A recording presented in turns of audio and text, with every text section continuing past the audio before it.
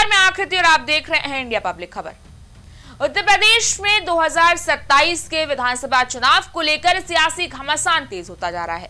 राजनीतिक गलियारों में खींचतान शुरू हो गई है। अपना खेमा मजबूत करने के लिए सियासी दलों ने साम दाम दंड भेद हर चाल हर पैतरा आजमाना भी शुरू कर दिया। इसी कड़ी में बीएसपी सुप्रीमो मायावती ने एक बार फिर कांग्रेस को ठेंगा दिखा दिया है। दरअसल बीते दिनों कांग्रेस नेता राहुल गांधी का संदेश लेकर मायावती के घर पहुंचे थे, लेकिन उन्हें अंदर ही नहीं जाने दिया गया और बिना मिले गेट के बाहर से ही वापस लौटा दिया गया। हुआ यूं कि कांग्रेस के एससी प्रकोष्ठ के अध्यक्ष राजेंद्र पाल गौतम और बाराबंकी से सांसद तनुज पुनिया अपने साथियों के साथ अचानक बसपा सुप्रीमो मायावती से मिलने उनके आवास पहुंच गए, लेकिन बसपा सुप्रीमो ने उन्हें गेट से ही उल्टे पांव वापस लौटा दिया और मुलाकात तक नहीं की। हालांकि इसके बाद जब मीडिया ने उनसे सवाल किया कि आखिर क्या संदेश लेकर वो मायावती के पास गए थे, गठबंधन को लेकर क्या कुछ संभावनाएं हैं, लगातार जो अटकलें सामने आ रही हैं, जो कयास लग रहे हैं, क्या उनमें थोड़ी सी भी सच्चाई है, इस पर जवाब देते हुए कांग्रेस नेताओं ने कहा कि वो तो बस मायावती जी का हालचाल जानने के लिए, उनका स्वास्थ्य जानने के लिए वहां पहुंचे थे, उनसे मिलने का कोई प्री प्लान नहीं था।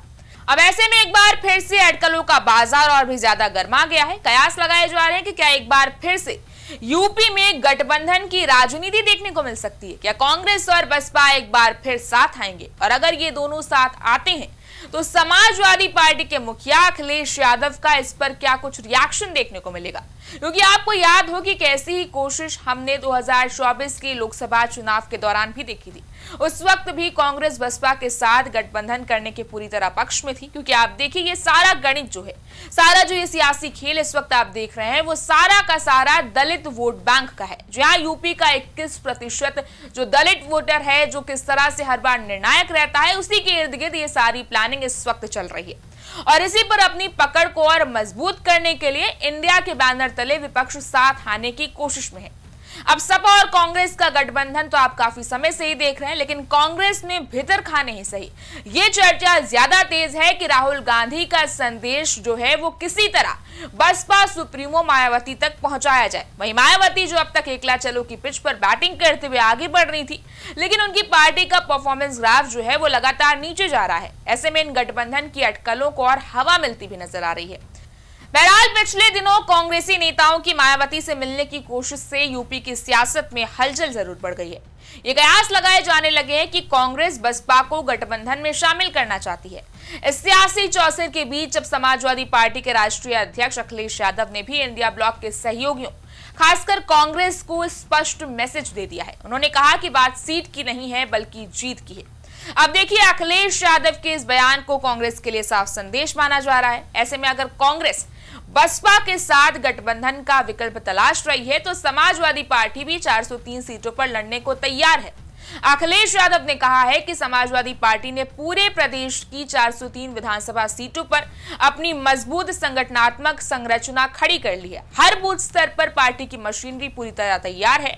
उन्होंने कहा कि जो भी पार्टी समाजवादी पार्टी के साथ हाथ मिलाएगी उसे इस मजबूत बूथ स्तरीय नेटवर्क का पूरा फायदा मिलेगा। और यहाँ गौर कीजिएगा कि अखिलेश यादव ने अपने इस बयान में बार बार ये दोहराया है कि बात सीट की नहीं जीत की है।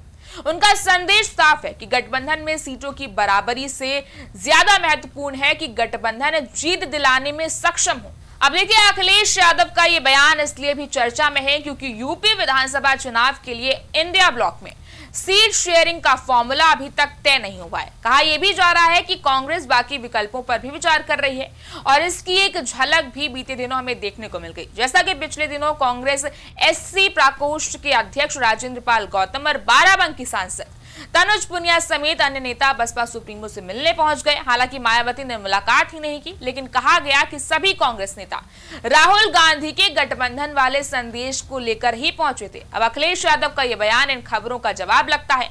उन्होंने इंसाफ किया है कि समाजवादी पार्टी कांग्रेस और अन्य इंडिया गठबंधन दलों के साथ गठबंधन जारी रखना चाहती है, लेकिन गठबंधन की शर्तें जीत की संभावना और प्रभावी समन्वय पर आधारित होनी चाहिए, न कि सिर्फ सीटों के फॉर्मूले पर। जाहिर है कि अखिलेश यादव पिछले काफी समय से पीडीए यानी कि पिछड़ा दलित और अल्पसंख्यक फॉर्मूले को मजबूती से आगे बढ़ा रहे हैं। 2024 के लोकसभा चुनाव में इस फॉर्मूले और कांग्रेस के साथ गठबंधन की वजह से ही समाजवादी पार्टी ने उत्तर प्रदेश में भाजपा को काफी नुकसान पहुंचाया था। अपनी संगठनात्मक ताकत का जिक्र करते हुए अखिलेश यादव अपने दल को उत्तर प्रदेश में किसी भी गठबंधन का सबसे बड़ा और इंपैक्टफुल हिस्सा बताना चाह रहे हैं। और ध्यान देने वाली बात यह भी है कि संदेश उस छोटे सहयोगी दलों के लिए भी है कि वो सिर्फ सीटें मांगने से पहले मैदान में अपना योगदान भी सुनिश्चित करें। अब देखिए, अखिलेश का संदेश साफ है कि समाजवादी पार्टी गठबंधन के लिए बेताब नहीं है। कांग्रेस को उन क्षेत्रों में अपनी ताकत साबित करनी होगी जहां वो सीटें चाहती है। 2027 के चुनाव फिलहाल अभी दूर हैं, लेकिन शुरुआती चरण में ही ये पोजीशनिंग चल रही है। अखिलेश का फोकस जीत पहले सीट बाद में इसी फॉर्मूले पर है, ताकि गठबंधन में आमतौर पर होने वाली इंटरनल पॉलिटिक्स और आपसी कलह को पूरी तरह रोका जा सके।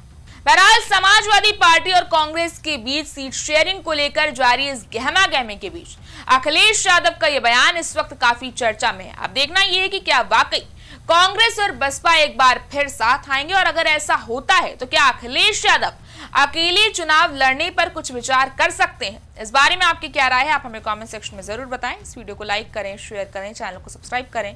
शुक्रिया।